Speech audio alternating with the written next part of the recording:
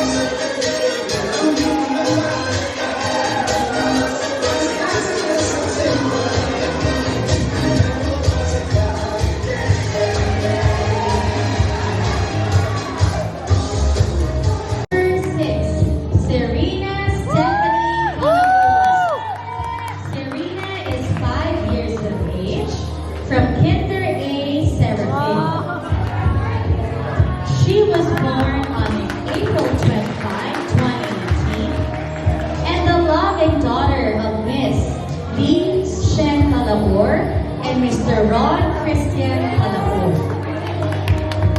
Serena loves online jamming, singing to the song of Taylor Swift, and exploring new places with her fans. Serena, also known as Sharky, immediately felt like a princess the moment she wore this gown by Spinkley Wear, inspired by the sun, moon, and stars.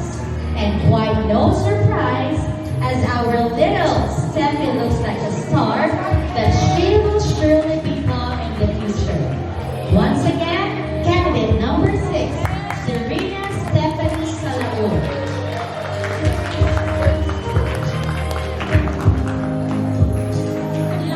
And of course,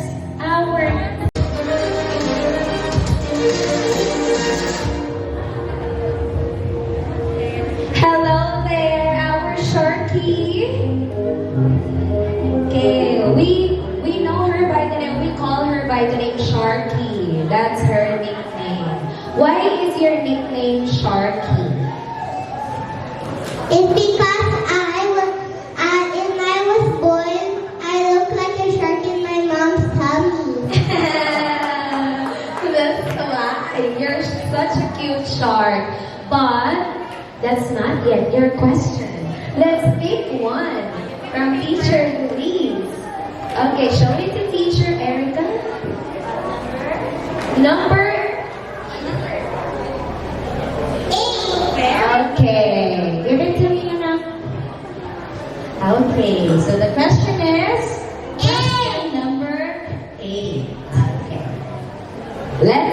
Sharky, look at me. Listen to Teacher Erica.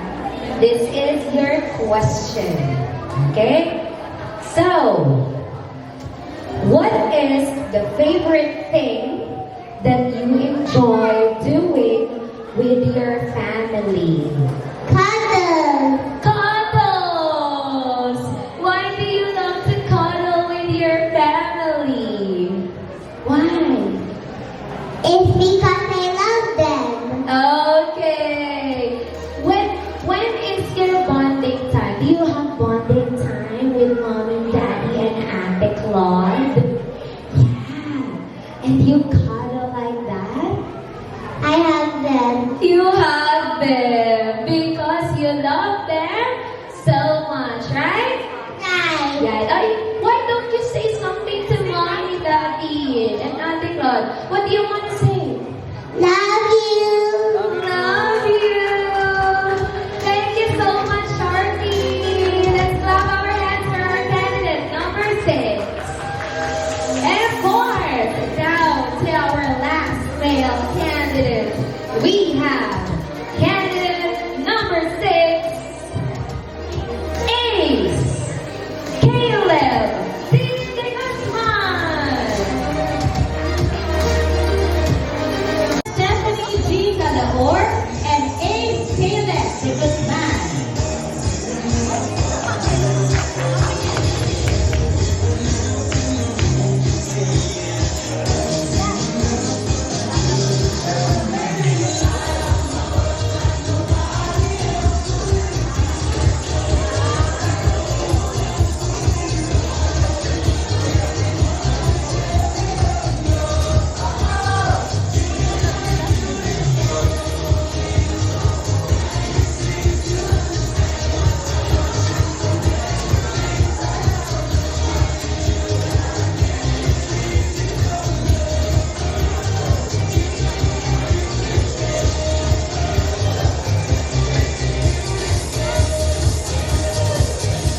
And there you have it, ladies and gentlemen, our candidates for the Little Mr. and Miss IUSMP 2024. Let's give them a round of applause.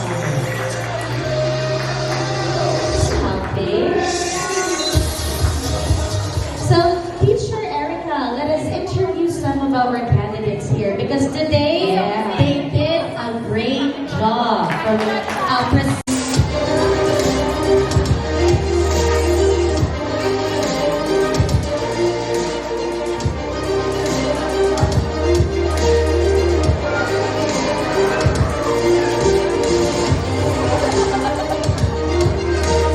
Once again, congratulations to our best in lockdown and formal attire. And now, for our next award, we have Best in Casual Wear. We would like to call in Miss Laika Sevilla and Mr. Reynald Hobido to hand in over the award.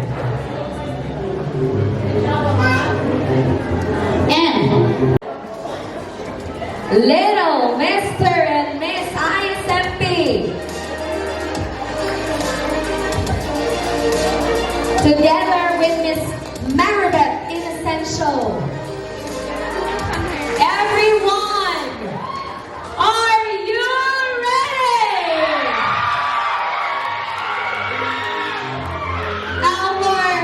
Our Mr. ISMP will also receive the award Mr. Love. Our little Mr. and Miss ISMP, it's candidate number 2, Alex F. Maon, and candidate number 6, Serena Stephanie Calahor.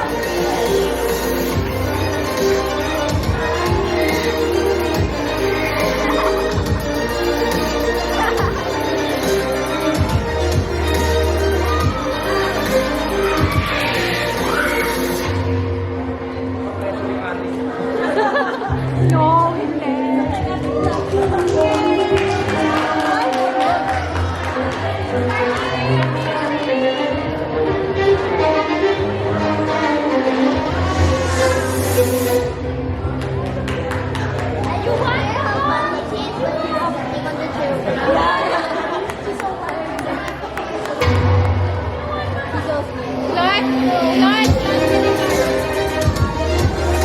again, let's clap our hands for our little Mr. and Miss ISFP 2024. Calix Maon and Serena Stephanie Salomon.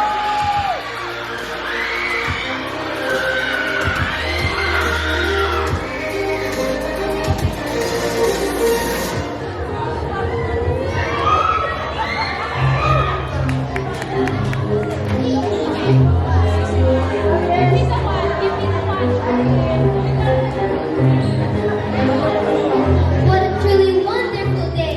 Our heartfelt gratitude to the lovely candidates.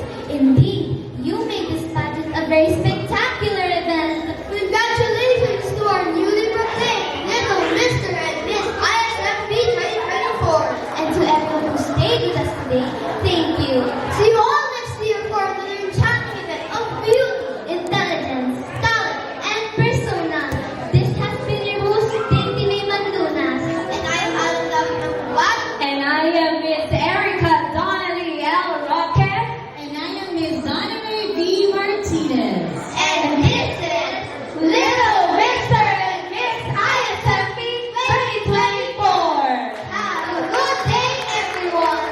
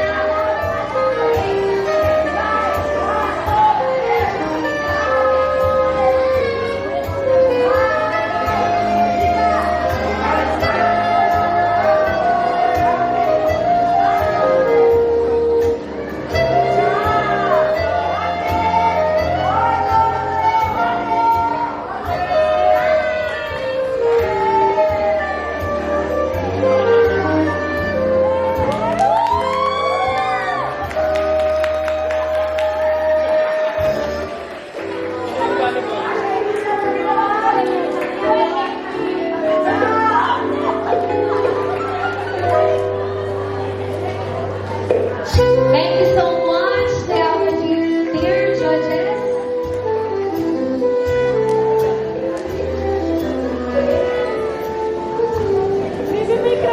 We would like to request also Sir Warren for pictorial and Miss Beth for pictorial with all of our candidates.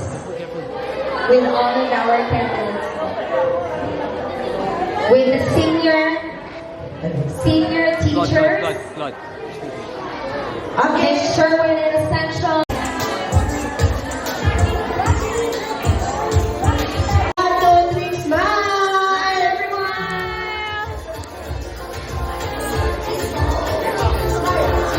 1, 2, 3, smile! Okay, Waki, 1, 2, 3, Waki! Don't jump. 1, 2, 3, now jump only.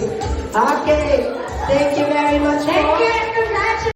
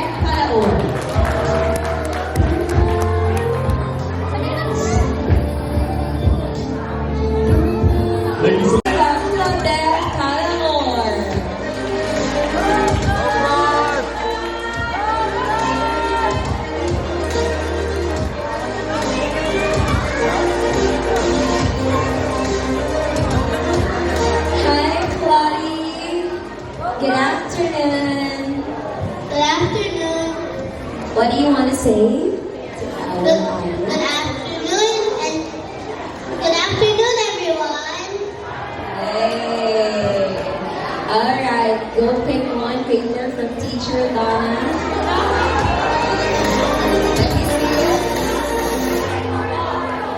Okay, your number is number 10. Here is the question. Okay, do you use po and opo class? To be honest, not most of the time.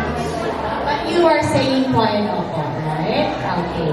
So here is my question for you, right? So saying po and opo is a way of showing respect.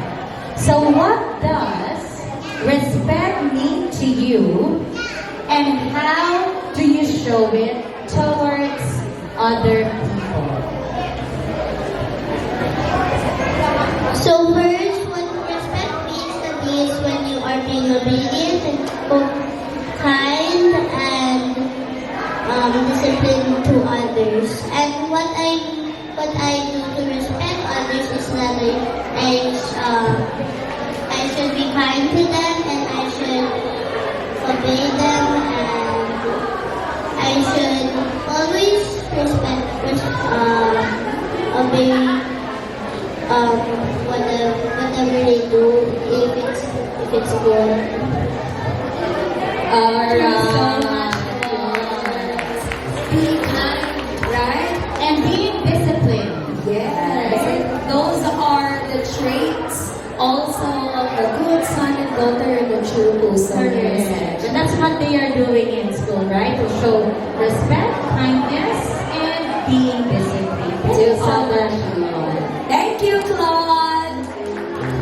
And now we have our candidate number 5, Safira Louise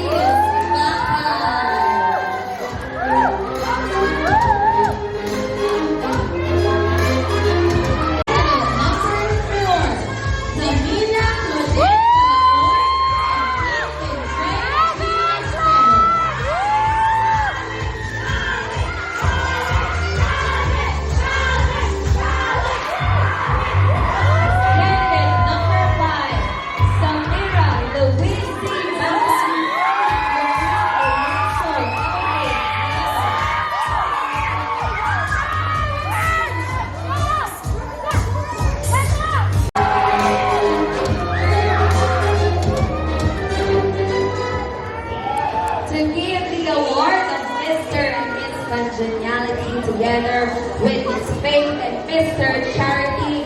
I would like to call in Miss Julie Ann B. Robles together with Mr. Jericho Montaliana. And now more.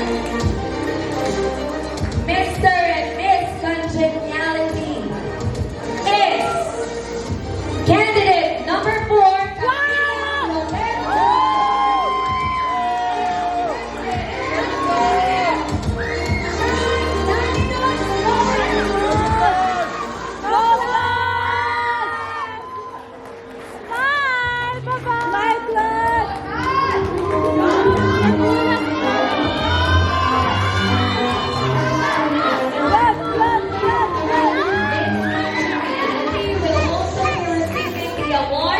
Miss Faith and Mr. Congeniality will also be receiving the award Mr. Charity.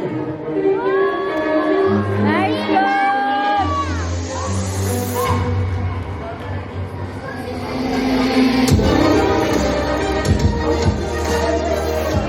Once again, our Mr. and Miss Congeniality, Miss Faith and Mr. Charity.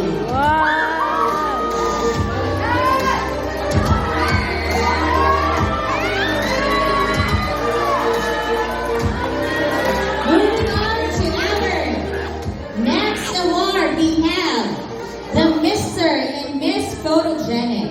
Our Mr. and Miss Photogenic was chosen by our sponsored photographer also, EMC Digi Photo Services, and they had their photo shoot 2 weeks prior to our event.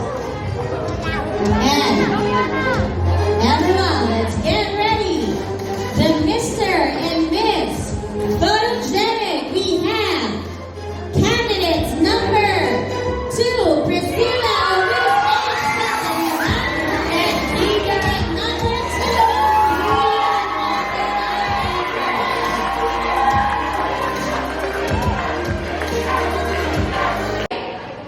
Already, watch YouTube, know what they like, and these kids are really smart. So, without further ado, for our last pair of candidates, we have candidate number 6, Serena Stephanie G. Calor.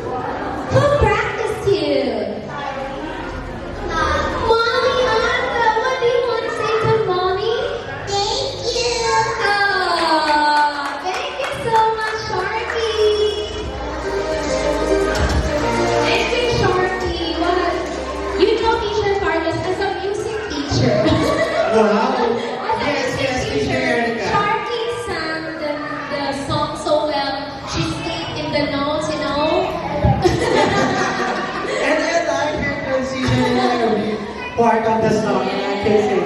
And imagine to reach that high note. Yeah. Okay. Rendition of The Man by Taylor Swift. Let's give a round of applause to our incredible singer, Camila Claudette Calamor.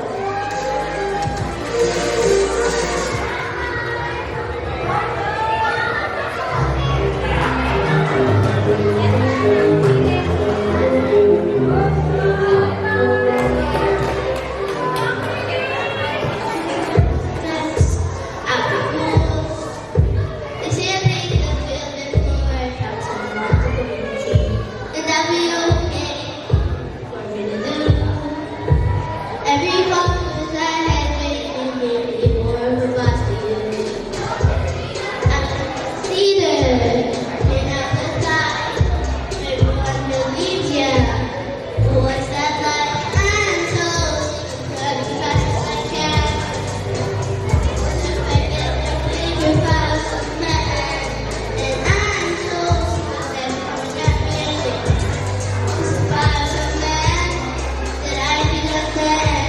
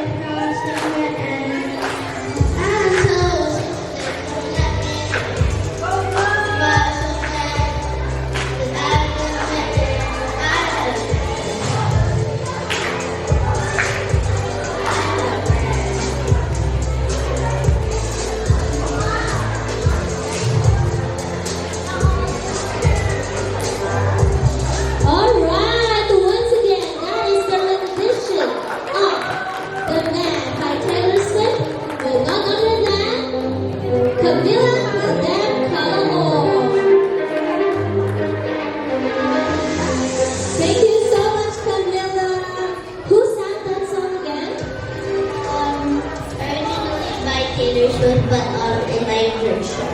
Oh, originally by Taylor Swift, but in your version. Wow, in her version. Once again, our little Taylor Swift. And I can see Daddy and Mommy over there. Can you please say hi to them? Full support. And Sharky too. Wow, full support. The whole family is here. Once again, let's appreciate Camila Claudette Calamor. Okay, thank you